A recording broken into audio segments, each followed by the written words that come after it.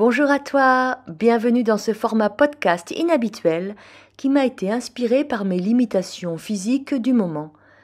Tu croyais quand même pas que j'allais te laisser tout seul? Allez zou, va pour une nouvelle playlist podcast.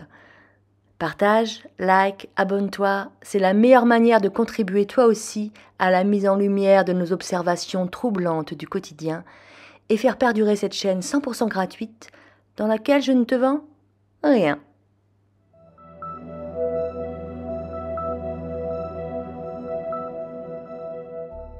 Aujourd'hui, on va parler de vérité. Parce qu'il faut bien le dire, dès qu'on aborde le thème sensible de l'invisible et des énergies, elle est dure à faire entendre la vérité, voire à simplement questionner. Oui, que ressent-on lorsqu'on est en minorité, ou pire encore, seul, à savoir, percevoir, découvrir quelque chose de non encore admis? C'est d'ailleurs un ressort scénaristique fort utilisé au cinéma. Le spectateur complice assiste à une révélation à l'écran, tandis que les protagonistes restent sous le coup de l'ignorance, ou du mensonge, ou d'une machination, ou encore d'une manipulation. Et toi, tu t'accroches à ton siège avec bonheur en priant pour que le héros ou l'héroïne ait gain de cause. Que la justice se fasse au grand jour, en d'autres termes, que la vérité éclate. Malheureusement, à la vie comme à l'écran, le dénouement n'est pas toujours heureux. Tu n'es pas toujours dans un épisode de Columbo. La vérité, pourtant, aussi sûrement que l'eau se ferait un chemin en contournant les obstacles, finira inévitablement par rejaillir quelque part, en son temps.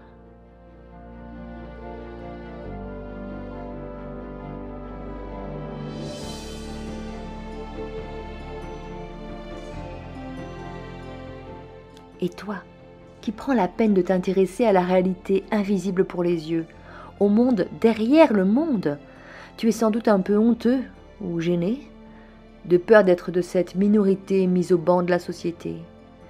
Car oui, des personnes m'écrivent pour me raconter leur expérience de l'invisible, de l'inexpliqué, mais lorsqu'il s'agit de les faire témoigner, ils ont peur du qu'en dira-t-on. C'est donc déjà un acte de courage que de continuer à m'écouter. Je t'en remercie.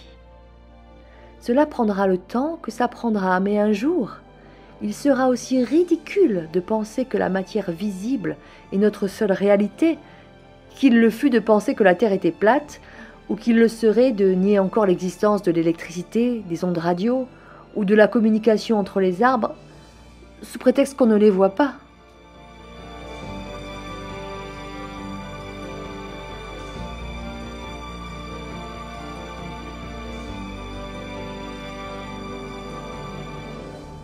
Bref, je pense souvent, tout sujet confondu, à ce que ressentent ceux pour qui la vérité est niée, en dépit de leur expérience irréfutable. Que ressent la femme qui brûle sur le bûcher alors qu'elle sait pourtant le pouvoir des plantes? Que ressent l'enfant lorsque c'est sa vérité qu'on lui enfonce 7 fois dans la gorge, parce que trop dérangeante, impactante, bouleversante? Que ressent Galilée, contraint d'abjurer ses découvertes sur le système solaire? Que ressent le coupeur de feu, qu'on appelle sans jamais le nommer, depuis les services de Grand Brûlé, pour ensuite le moquer à heure de grande écoute? Que ressent le médium, qui voit et indique l'emplacement du corps pour être ensuite traité de charlatan en place publique? Que ressent l'expérienceur, soudain conscient de la scène de théâtre dans laquelle il vit, emmuré dans son silence, après avoir eu connaissance de l'au-delà du voile?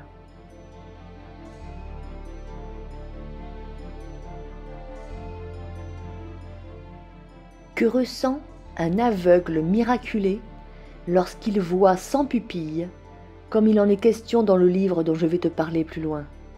Ben mince alors! On voit à travers quoi, si on peut voir sans pupille? J'ai connu un magnétiseur qui me disait « Ceux qui ricanent et nient sont les premiers à frapper à ma porte, leur enfant dans les bras, face au désespoir d'une maladie infantile. »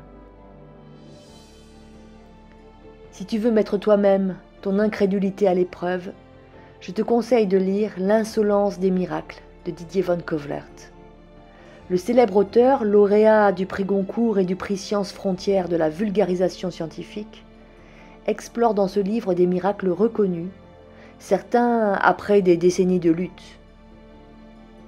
Je ne résiste pas à la lecture de la 4e de couverture pour te mettre l'eau à la bouche.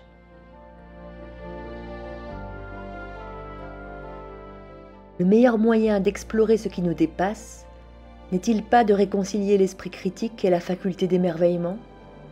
Regarder le miracle en face, c'est réfléchir sur soi, c'est remettre en question nos limites, et si nous étions tous capables d'accomplir des prodiges? Rien n'est plus insolent qu'un miracle. Il se rit des lois communes, défie les autorités religieuses, provoque les sceptiques. Quand Émile Zola, voulant démystifier le sanctuaire de Lourdes, choisit sur place 2 tuberculeuses mourantes pour en faire les personnages de son roman et assiste ébahi à leur guérison instantanée, quand le bouillonnant Padre Pio, suspendu par le Vatican pour imposture mystique, donne la vue à une enfant née sans pupille, quand une héroïne de la résistance porte secours à un navire bombardé, alors même que la Gestapo la torture dans une prison parisienne, quand une hostie se met à léviter en direct durant une messe télévisée, ou prend la forme d'un muscle cardiaque en présence du futur pape François, la raison est en droit de s'offusquer. Et pourtant, tous ces cas ont été authentifiés par des témoins, des scientifiques, des historiens, des instruments de contrôle. Mais relève-t-il de l'intervention divine ou des capacités secrètes de l'être humain? À l'heure où la foi paraît s'incliner devant la peur, Didier Van Cauwelaert nous offre avec cet ouvrage hautement documenté, à l'humour percutant, une profonde réflexion et un formidable message d'espoir. Je te partage sur ma chaîne les petits et grands miracles de ma vie, les questionnements, mes histoires vraies puisque vécues, les lois de fonctionnement que j'essaie d'en déduire, telle une alchimiste, une chercheuse. C'est un parcours assez solitaire, parce que minoritaire, semé d'embûches, de choses trappes. On y rencontre autant de charlatans que de gens de mauvaise foi, prêts à tous les mépris pour détourner le regard. Le cerveau humain est ainsi fait. Ce qu'il ne voit pas avec les yeux n'existe pas. Il est persuadé de ne posséder que 5 sens, d'ailleurs au nombre de 10 en réalité, mais non enseignés à l'école. Et même s'il lui est donné de voir l'impensable, le présumé impossible, son cerveau préfère nier et enterrer la vérité. C'est assez proche du fonctionnement de notre mémoire traumatique. Si tu assistes, ou pire, si tu es victime d'une scène hautement choquante, ton corps est programmé pour la refouler dans un coin. Et pour les miracles, c'est pareil.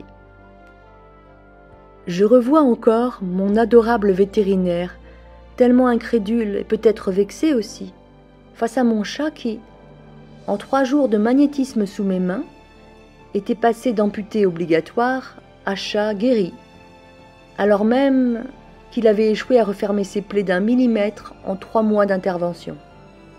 Cet homme valeureux ne m'a pas dit « C'est incroyable, que s'est-il passé ?» Non, pas une question, juste de l'énervement. « Que voulez-vous que je dise? Bon c'est bon quoi, rentrez chez vous ?» Je raconte cette histoire dans une de mes vidéos, je te mets le lien en description. J'ai aussi croisé, fort heureusement, des médecins qui demandent, certes discrètement, les contacts de magnétiseurs susceptibles de leur venir en aide, moins soucieux de leur certitude que d'aider leurs patients quand ils sont démunis. Ce sont des êtres fort intelligents, humbles et sages. Tout cela se fait petit à petit, en grande discrétion, avec prudence, ce qui rend la progression des idées et des connaissances fort lente. Que de persévérance a-t-il fallu à Corinne Sombrin pour faire entrer l'étude de la transe cognitive à la Sorbonne?